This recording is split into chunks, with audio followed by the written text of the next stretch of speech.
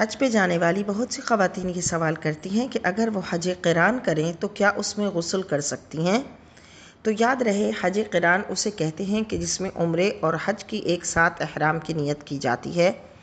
مثلاً کوئی پاکستان سے جانا چاہتا ہے تو وہ پہلے عمرے کے احرام کی نیت کرے گی اور ساتھ ہی حج کے احرام کی نیت کرے گی۔ عمرے اور حج کے احرام کی ایک ساتھ نیت کرے گی اور جا کر پہلے عمرے کے افعال ادا کرے گی، یعنی طواف اور سعی کر لے گی۔ اس کے بعد بالوں کا قصر نہیں کرے گی کہ بال نہیں تراشے گی، اور پھر احرام کی پابندیوں کے ساتھ باقی ایام گزار کر اسی احرام کی نیت کے ساتھ حج کر لے گی۔ تو اس دوران اگر وہ شاور لینا چاہے، اس طرح کے تمام بالوں پر پانی بہائے، جسم پر پانی بہائے، لیکن احتیاط کرے کہ کپڑا چہرے پر نہ لگے، تو احتیاط کے ساتھ غسل کر سکتی ہے۔ اس میں کوشش کرے کہ شیمپو اور صابن وغیرہ بھی استعمال نہ کرے۔